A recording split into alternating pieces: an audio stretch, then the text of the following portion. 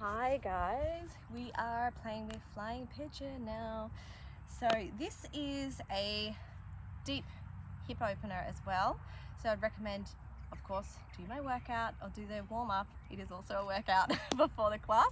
That one's like 13 minutes long, so you can just make sure to do some of that. If you don't have time, make sure that you do some pigeon poses, some glute exercises, some core exercises. Just do the warm up. So we'll start with a little bit of a flow just to warm up the body to make sure that you are ready. We'll just come into a forward fold for a moment. Just for a moment. And then we'll step back into a down dog. Pedal out through the legs. Bring that right foot forward. So we're coming into a crescent lunge. Oh, we cut my head off. I'm going to bend the knee anyway, and we're going to do some pulses. So we'll pulse for 5, 4, 3, 2, 1. Hold it. Tilt the tailbone, bring the ribs in, stay down. We're going to pulse for another 5, 4, 3, 2, 1. Bring the hands to a cactus pose and twist to the side. Exhale. Inhale to center, exhale, twist towards the back. So the hips are staying even.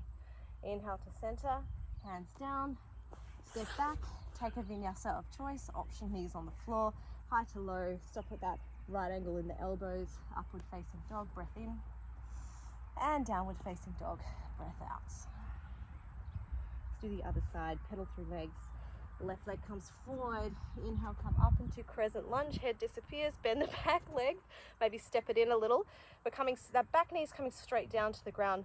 We're going for lunges, so tilt the tailbone, ribs in, 3, 2, 1. Hold it here at the bottom. Tilt the tailbone, squeeze everything in even more. 5, 4, 3, 2, 1. Hold it at the bottom. Cactus the arms. Inhale, lengthen. Exhale, twist to the left.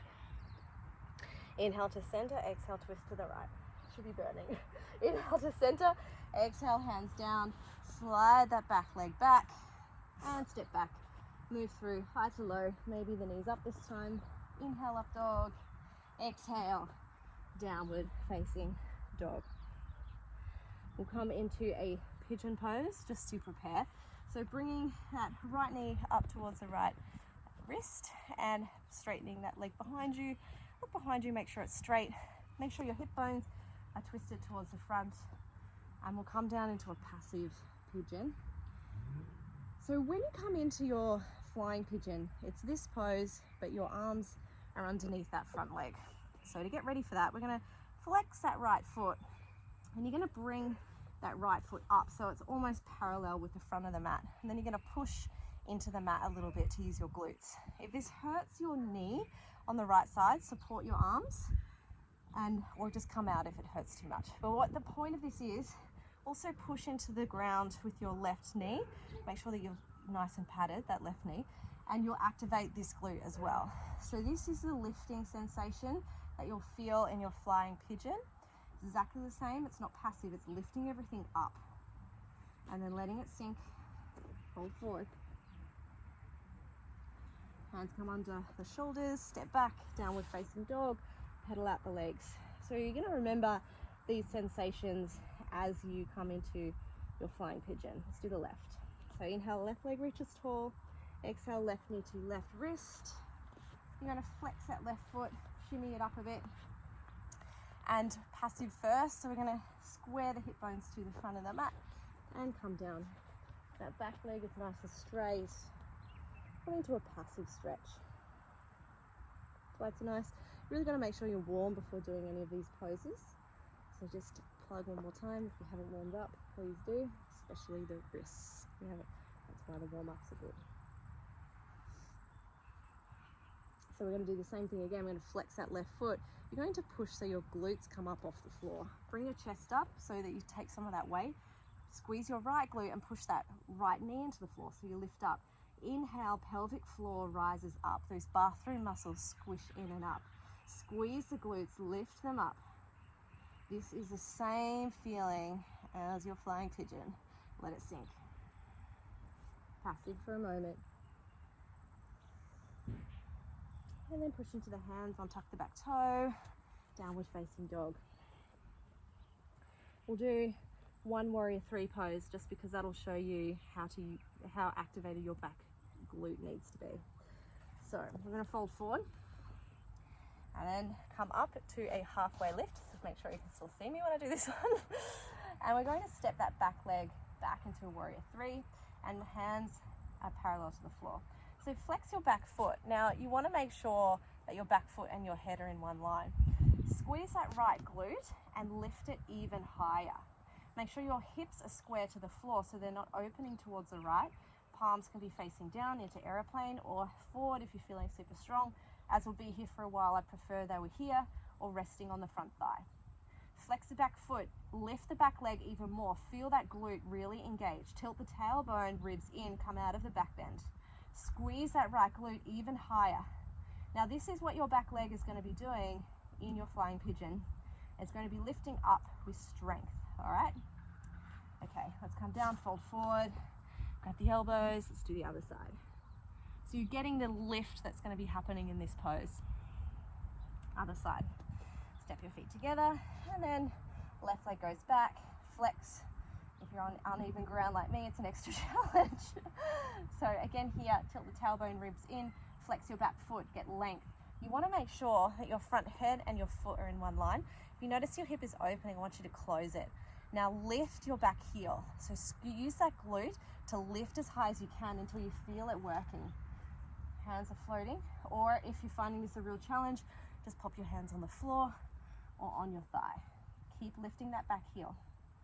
Feel that glute really engage, chin to chest. Now from here, this is the sensation of your back leg in flying pigeon. Do not forget it. This is what you will need to do. All right, fold forward, place the legs down, and then sit on your heels for a moment. Let's take a breath. So you've done your pigeon. You've done your booty strengtheners for how you're going to lift that back leg up. Now we're going to come into the peak pose, flying pigeon. There's a lot of different ways you can come into it. I'm going to teach it the way I like to come into it. So you can have a play with what feels best for you. But I like to come into it from a figure four. So you're in your figure four. Find a spot that isn't uneven. You're going to flex that foot. These feet on the toes on this side are going to be your best mate because they're going to hook around the side of the arm to make sure that you can come up. So from here, you're going to leverage forward and see if you can touch the floor. If you can't touch the floor here, you probably need to come down into this with a bent knee, all right? So if you can touch the floor, you can get into the hammies a bit more, gives you more lift. Otherwise, you're going to bend the leg and do it from a bit lower down. It will give you a bit less lift, but you'll still get there. So the right foot is hooked around that left upper arm. It's going to flex to create that momentum to lift. You're going to come up, give yourself some height, and then I'll just move so you can see me. Give yourself some height, bend the elbows a lot like you do with all of your crows, and then maybe lean forward enough that you're going to lift one leg up.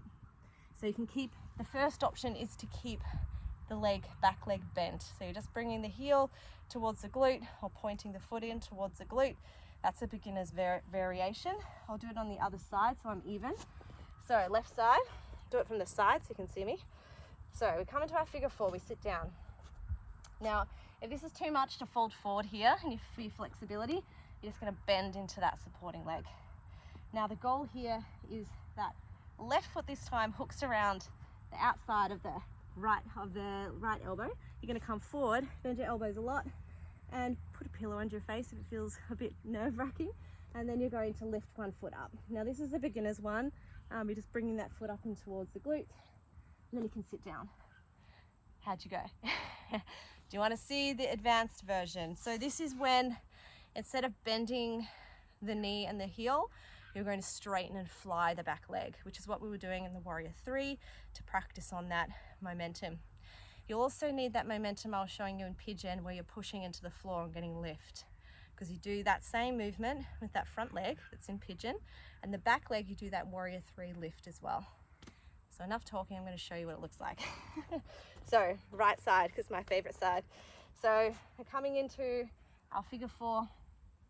So the right toes around the top of the left arm, we come forward, we lift forward, we're going to lift that back leg up, we're going to squeeze and lift the glute and fly.